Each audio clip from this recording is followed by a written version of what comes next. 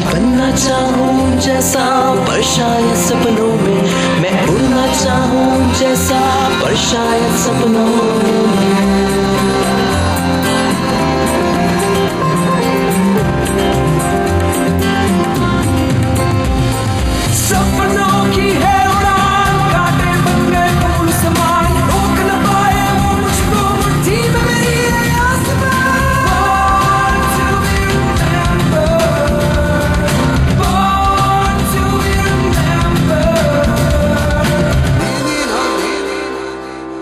नमस्कार दोस्तों, born to be remembered में आपका इस्तकबाल करता हूं मैं संदीप भट्ट। और संदीप के साथ हमेशा की तरह मैं बबीता जैन। तो शुरू करते हैं आज का एपिसोड और बात करते हैं आज के इवेंट की।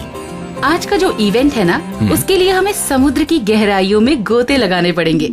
आज ही के दिन साल 1985 को फेमस ओशियानोग्राफर, फॉर्मर नेवी कैप्टन और एक्सप्लोरर रॉबर्ट बलार्ड ने टाइटैनिक का मलबा समुद्र से खोजकर निकाला था। लेकिन समुद्र की गहराइयों में दफन हो चुके टाइटैनिक की सच्चाई को लोगों तक लाने में रॉबर्ट को कामयाबी इतनी आसानी से नहीं मिली। साल 1977 में रॉबर्ट टाइटैनिक को खोजने की अपनी पहली ही कोशिश में नाकाम रहे और उसके बाद पैसों की कमी के चलते उन्हें टाइटैनिक की खोज को रोकना पड़ा। आखिरकार यूएस नेवी ने रॉबर्ट बलार्ड की इस खोज को माली तौर पर मदद करने के लिए हामी भर दी, लेकिन एक शर्त के साथ। और ये शर्त ये थी कि पहले रॉबर्ट को यूएस नेवी की 2 सबमरीन्स के बारे में पता करना होगा, जो कि कोल्ड वॉर के दौरान गायब हो गई थी। द यूएसएस थ्रेशर और यूएसएस स्कॉर्पियन नाम के 2 न्यूक्लियर सबमरीन्स के बारे में पता लगाना एक सीक्रेट मिशन था, जिस पर से बलार्ड ने कई सालों के बाद 2008 में पर्दा उठाया। लेकिन उन्होंने टाइटैनिक पर से पर्दा कई साल पहले यानी 1985 में ही उठा दिया था। I'm Dr. Robert Ballard, and you've got to help me save the Titanic. I succeeded finding the Titanic because I had a secret I couldn't tell them about. Actually, the Titanic was a cover for a series of Cold War military operations I was doing. I was a commander in naval intelligence, and on either side of the Titanic, we lost 2 submarines, the Thresher and the Scorpion, during the Cold War. I wanted to find the Titanic. Being the 5th team to search for the Titanic and having watched the other 4 fail, and now near the end of our expedition, I thought I was going to be failure number 5. So I was pretty nervous. And then at the last minute, it was like scoring the winning goal in a basketball game. We found the Titanic. So my initial reaction was naturally joyful. Like, everyone jumping up and down, yelling and screaming, patting one another on the back. But then someone looked at the clock and said, she sinks in 20 minutes. It was 2 a.m. Titanic had sank at 2:20. And that innocent comment made us feel embarrassed that we were celebrating. And so it was like someone hit a switch. We went from really excited to very reflective, and we stopped our operation. We went outside, had a memorial service, and we never returned to that joyful situation. We were always now realizing that we had found all these lost souls and that we were mapping their graveyard.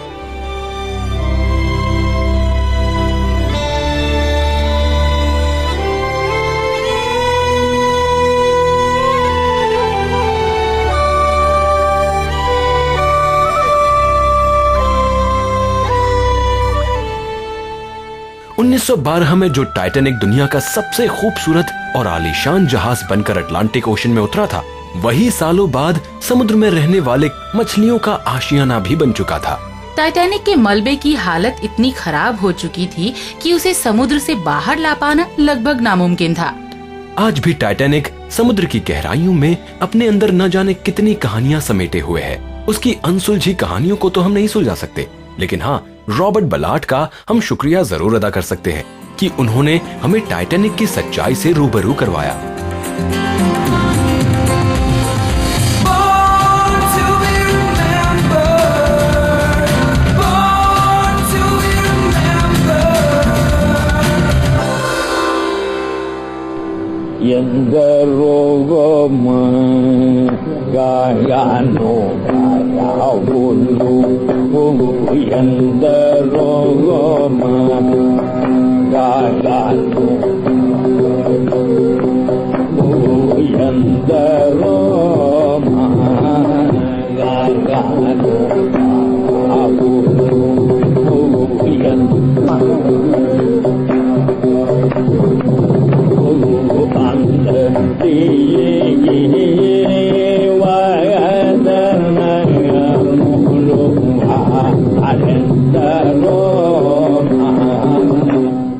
सुर और संगीत जिससे कोई भी अछूता नहीं रहा।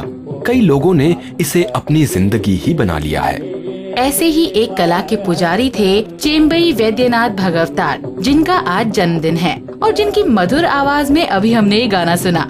सन 1896 को आज ही के दिन केरल के पलक्कड़ में संगीत सम्राट चेम्बई वैद्यनाथ भगवतार का जन्म हुआ। संगीत के सुर तो चेम्बई जी को विरासत में ही मिले थे। उनके पिता अनंत भगवतार खुद एक प्रख्यात गायक और वायोलिनिस्ट थे। गुरु शिष्य परंपरा के अंतर्गत अपने पिता से संगीत की विधिवत शिक्षा लेने वाले चेम्बई जी ने सिर्फ 8 साल की उम्र में ओट्टापलम में अपना पहला स्टेज परफॉर्मेंस दिया। इसके बाद संगीत के 7 सुरों में अपनी पूरी जिंदगी को इन्होंने समर्पित कर दिया और धीरे धीरे कर्नाटक संगीत और चेम्बई एक दूसरे के पर्याय बनते चले गए। संगीत के सुर मानो संगीत के इस पंडित के इशारे पर थिरकने लगते। इसी बात पर मुझे चेम्बई जी के बारे में एक बड़ा ही दिलचस्प किस्सा याद आ गया। क्या बात है? एक बार एक संगीत कार्यक्रम के दौरान किसी ने चेम्बई जी को रागदेव अमृत वर्षिणी गाने को कहा, जिसके बारे में कहा जाता है कि अगर इसे सही तरीके से गाया जाए तो सूखे इलाके में बारिश हो सकती है। ठीक वैसे ही जैसे भारतीय शास्त्रीय संगीत में मेघराग होता है। बिल्कुल।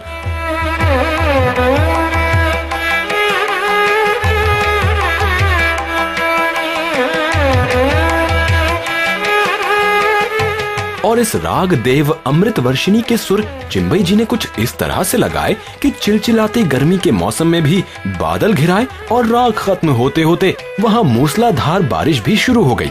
वैसे ये बारिश सिर्फ पानी की नहीं बल्कि चेम्बई के सुरों की भी थी, जिसमें हर कोई सराबोर हो गया। कामयाबी और शोहरत की ऊंचाइयों को छूने वाला ये महान कलाकार हमेशा ही सादगी से अपनी जिंदगी जीता रहा और पूरी शिद्दत के साथ संगीत की सेवा में लगा रहा। वैसे संगीत की सेवा उन्होंने न सिर्फ अपने सुरों के जरिए की, बल्कि उन्होंने कई नायाब हीरे भी संगीत की दुनिया को दिए, जिसमें कुछ प्रमुख नाम हैं मशहूर गायक येसुदास, टीवी गोपाल कृष्णन, पी लीला और जया विजया नाम की 2 प्रसिद्ध संगीतज्ञ बहनें।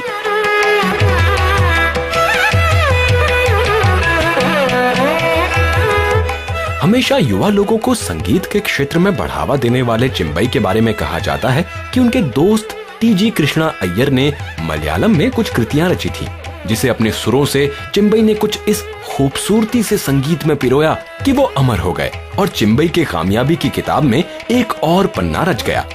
हमेशा सफेद धोती, उस पर हरे रंग की कई जेबों और बक्कल वाली मोटी सी बेल्ट और कंधे पर एक तौलिया पहनने वाले इस महान संगीतज्ञ ने हमेशा ही संगीत को सबसे ऊपर रखा। और शायद इसीलिए न सिर्फ उन्होंने हर संगीत प्रेमी के दिल में हमेशा खास जगह बनाई, बल्कि उन्हें देश के कई बड़े सम्मानों से भी सम्मानित किया गया, जिसमें पद्म भूषण, संगीत नाटक अकादमी और संगीत कला निधि जैसे सम्मान शामिल हैं। 1932 से 1946 तक चेम्बई के नाम के कई फोनोग्राफ डिस्क, जिसे हम आम बोलचाल में रिकॉर्ड कहते हैं, वो रिलीज हुए। ताउम्र संगीत के सुरों को दिल से जीने वाले चेम्बई वैद्यनाथ भगवतार 16 अक्टूबर 1974 को इस दुनिया को अलविदा कह गए। उस वक्त वो कॉन्सर्ट में गाने की तैयारी कर रहे थे। चेम्बई वैद्यनाथ भगवतार जी की जिंदगी का वो आखिरी कॉन्सर्ट वही था जहां उन्होंने पहली बार स्टेज पर कदम रखा, यानी कि वही ओट्टापलम शहर। 78 साल की उम्र में ये महान कलाकार इस दुनिया से तो चला गया, लेकिन अपने पीछे वो अतुल्य विरासत छोड़ गया जो सालों बाद आज भी जिंदा है और हमेशा जिंदा रहेगी। हमारी तरफ से संगीत के इस पुजारी को सलाम।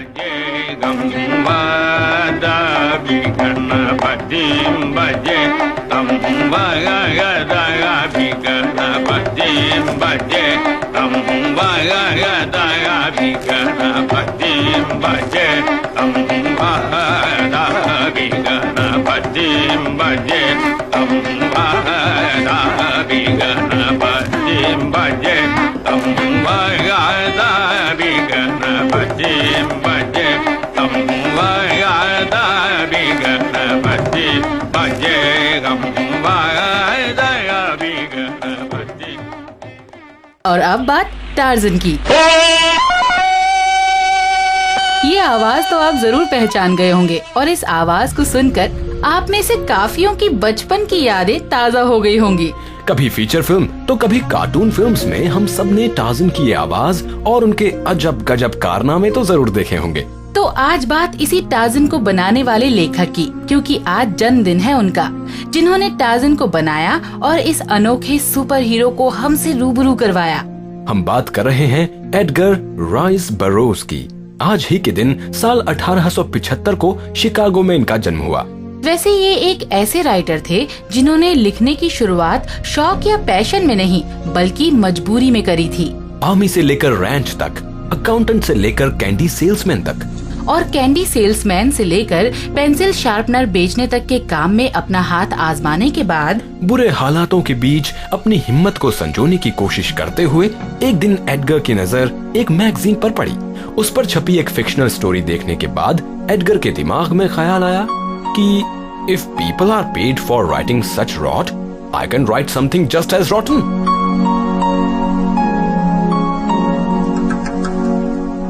बस फिर क्या था, एडगर ने कलम को थामा और अपनी पहली फिक्शनल कहानी पर काम शुरू कर दिया।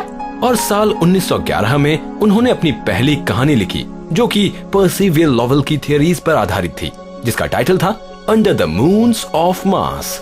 एडगर अपनी इस कहानी को लेकर पहुँचे ऑल स्टोरी के एडिटर थॉमस न्यूवेल मेटकाफ के पास।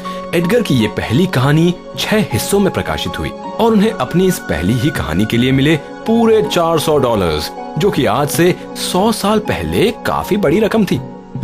Under the moons of Mars के बाद तो एडगर की किस्मत का चांद सचमुच चमकने लगा और उन्होंने कहानी और कलम की दुनिया को ही अपना साथ बना लिया। अपनी पहली ही कहानी से कामयाबी का स्वाद चखने वाले एडगर की दूसरी कहानी the outlaw of Tom reject कर दी गई। लेकिन उनकी तीसरी कहानी ने इतिहास रच दिया। एडगर की इस तीसरी कहानी का टाइटल था टार्ज़न ऑफ द एप्स, जिसमें उन्होंने रचा एक super hero Tarzan. The jungle. Here I was born. And here my parents died when I was but an infant. I would have soon perished too had I not been found by a kindly she-ape named Kala, who adopted me as her own and taught me the ways of the wild. I learned quickly and grew stronger each day. And now I share the friendship and trust of all jungle animals. The jungle is filled with beauty and danger, and lost cities filled with good and evil.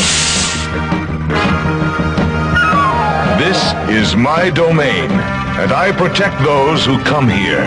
For I am Tarzan, Lord of the Jungle.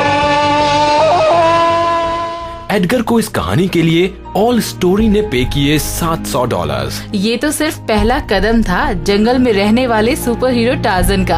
अभी तो इसकी कामयाबी का असली सफर बाकी था। Tarzan of the apps की पहली कामयाबी के बाद एडगर ने अगले 1 साल में 8 नॉवल लिखे, जो कि हाथों हाथ बिक गए। अपने इस कामयाब सुपर हीरो और उसकी जबरदस्त कहानियों को लेकर एडगर पहुँचे AC मैकलर्ग एंड कंपनी के पास, जिसके लिए एडगर ने टार्ज़न के कारनामों से सजे 29 नॉवेल्स लिखे, जो कि अधिकतर बेस्ट सेलर्स रहे। एडगर का नाम और उनका ये सुपर हीरो न सिर्फ अमेरिका बल्कि दुनिया भर के घर घर पर पहुंच चुका था। अब तक एडगर को अपने अजीब और अनोखी कल्पनाओं को शब्दों में रचना बखूबी आ गया था। वैसे टार्ज़न ऑफ द एप्स के अलावा अगर एडगर की दूसरी नॉवेल्स की बात करें तो उनमें the eternal savage and the land that time forgot, the mad king, the monster man, the girl from Hollywood, the cave girl और पायरेट्स ऑफ वीनस शामिल हैं। लेकिन जो कमाल टार्ज़न के कारनामों ने किया, उसे एडगर की कोई भी कहानी नहीं दोहरा पाई। Burroughs is probably the most influential writer in the history of the world. I've talked to more biochemists and more astronomers who fell in love with John Carter and Tarzan and decided to become something romantic. Burroughs put us on the moon. All the technologists read Burroughs. साल 1950 में दिल का दौरा पड़ने से Edgar की मौत हो गई। कहा जाता है कि मरने से पहले एडगर राइस बरोज ने अपने सारे नॉवेल्स को दोबारा पढ़ा। आज शब्दों के जरिए सपनों की दुनिया को सच करने वाले इस लेखक को हमारी ओर से श्रद्धांजलि।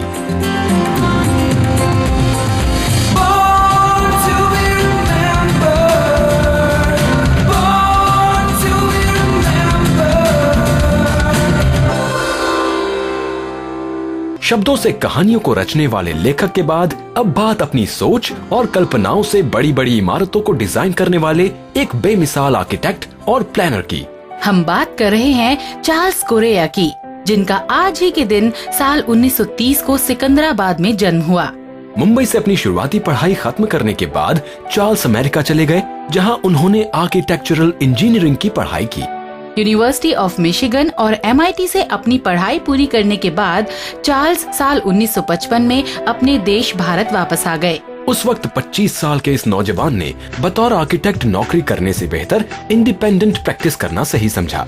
ये वो दौर था जब आजादी के बाद पूरा देश एक नए सांचे में ढल रहा था, और इसी नए सांचे में देश की आर्थिक राजधानी मुंबई अपना नया आकार ले रही थी। नवी मुंबई जैसे इलाकों को आम लोगों के रहने के लिए विकसित किया जा रहा था। इसके लिए एक मास्टर प्लान की जरूरत थी और नवी मुंबई का मास्टर प्लान बनाने का जिम्मा सौंपा गया चार्ल्स कोरेया को।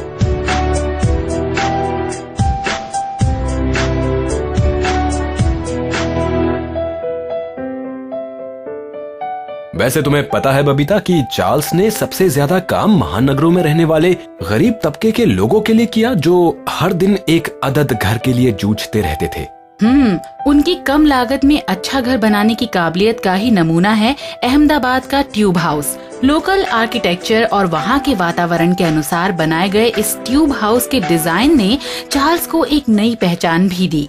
You can't design unless you try to understand, or you do understand people's nature, the kind of spaces they like, why people use certain spaces and how they use them, and then to suggest solutions. I think there's been too much negative feedback from us as public, as citizens, to ideas, and not enough positive things. We don't want this to happen, but we don't say what we want to happen. अगर Charles के सबसे अहम project की बात करें तो उसमें जिस इमारत का नाम और डिजाइन सबसे पहले ज़हन में आता है वो है गांधी संग्रहालय, जहां मॉडर्न आर्किटेक्चरल डिजाइनिंग के साथ साथ अध्यात्म को कुछ इस तरह से इमारत की शक्ल दी गई है कि जहां आज भी लोगों को शांति और खूबसूरती दोनों का एहसास होता है। दिल्ली में मौजूद ब्रिटिश काउंसिल भी चार्ल्स के ही जबरदस्त दिमाग का नतीजा है। ब्रिटिश काउंसिल की डिजाइन संगम है भारतीय, यूरोपियन और इस्लाम के आर्किटेक्चरल डिजाइन्स का।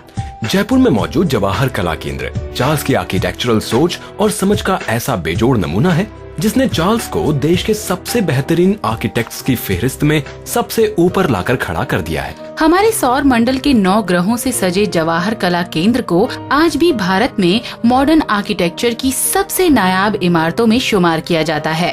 अपने डिजाइन से साधारण से लेकर असाधारण हर किसी को आकर्षित करने वाले इस जबरदस्त आर्किटेक्ट को पद्मश्री, पद्म विभूषण जैसे सम्मानों से भी सम्मानित किया गया है। हमेशा देश के आम आदमी की जरूरत को समझने वाले इस महान आर्किटेक्ट ने साल 2013 में अपने सारे आर्काइव्स रीबा को डोनेट कर दिए। I didn't want the drawings, frankly, to leave India because I think that's where the work is and that's where students would be interested. But unfortunately, we don't have the facilities in India. And then, so we tried, but they don't exist. And if they exist, they're in very bad condition. Some government thing somewhere. So then, if they are to go outside India, the best place was the RIBA. I knew that. And London was the best city for discussions. But I knew we had to have a record. So we started digitizing the drawings, and that led to digitizing the photographs, and then then the whole thing evolved here. देश और विदेश की कई इमारतों को अपनी सोच का जामा पहनाने वाले चार्ल्स कोरेया को उनके जन्मदिन पर हमारी तरफ से ढेर सारी शुभकामनाएं।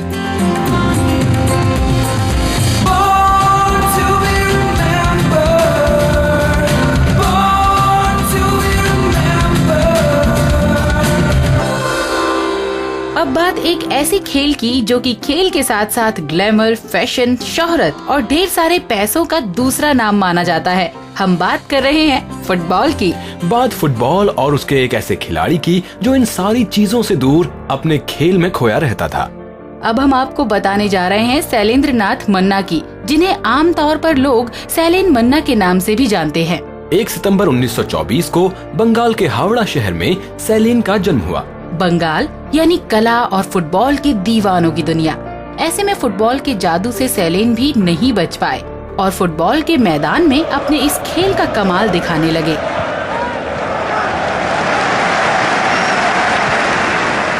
अपने चाहने वालों के बीच सैलिन दा के नाम से मशहूर इस जबरदस्त फुटबॉलर के स्पोर्ट्स करियर की शुरुआत हुई 1948 के लंदन ओलंपिक्स से। ओलंपिक्स में अपने कमाल के खेल के दम पर जल्द ही सैलिन दा को इंडियन फुटबॉल टीम की कमान सौंप दी गई। कहा जाता है कि उस वक्त जहां विरोधी टीम के खिलाड़ियों के पास बूट्स होते थे, वहीं भारतीय खिलाड़ी नंगे पैर ही मैदान पर उतरते थे। लेकिन इन सब मुश्किलों के बाद भी अपने हौसलों के पक्के सैलिन दा ने अपने खिलाड़ियों की हिम्मत को बनाए रखा और इन्हीं की कैप्टनसी में भारत ने 1951 के एशियन गेम्स के गोल्ड मेडल को अपने नाम किया।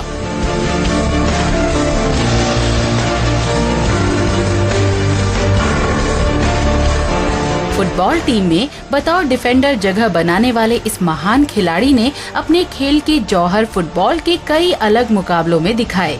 देश के लिए खेलने के साथ साथ सैलिन दा ने देश के सबसे पुराने और प्रेस्टिजियस फुटबॉल क्लब्स में से एक मोहन बागान के लिए लंबे समय तक खेला। मोहन बागान के साथ इनका साथ साल 2 साल या 10 साल का नहीं बल्कि पूरे 19 साल का रहा। मोहन बागान के साथ अपने इस लंबे सफर में सैलिन दा ने कई कामयाबियां हासिल की। जहां फुटबॉल के मैदान पर खिलाड़ियों में जोश और गुस्सा दोनों ही चरम पर होता है, वहीं सैलिन दा इन सब से अलग शांत तरीके से मैदान पर अपनी मौजूदगी दर्ज करवाते थे।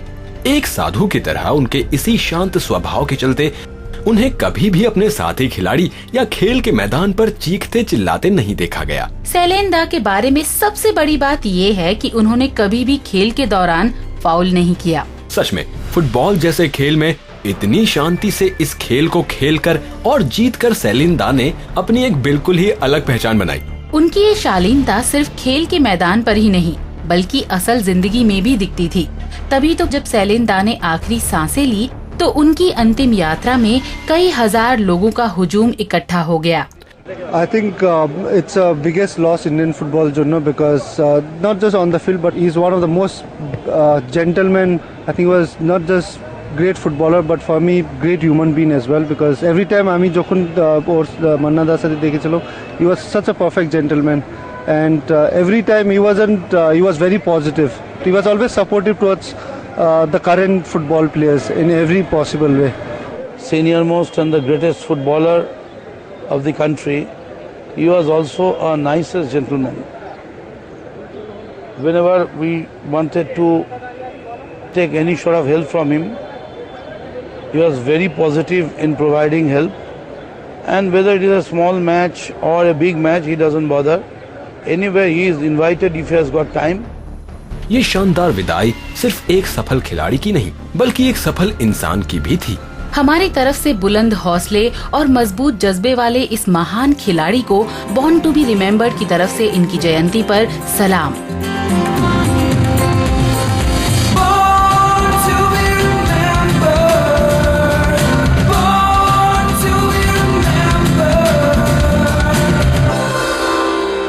अब वक्त हो गया है अपने दोस्तों को अलविदा कहने का। कल फिर से हाजिर होंगे। तो फिर मिलते हैं आपसे बहुत ही जल्द। बबीता और संदीप को दीजिए इजाजत।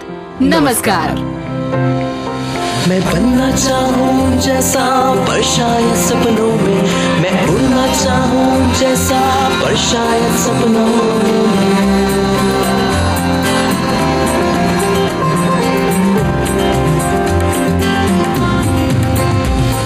सपनों की है उड़ान, कांटे बन गए फूल समान, रोक न पाए वो मुझको मुट्ठी में मेरी है आसमान।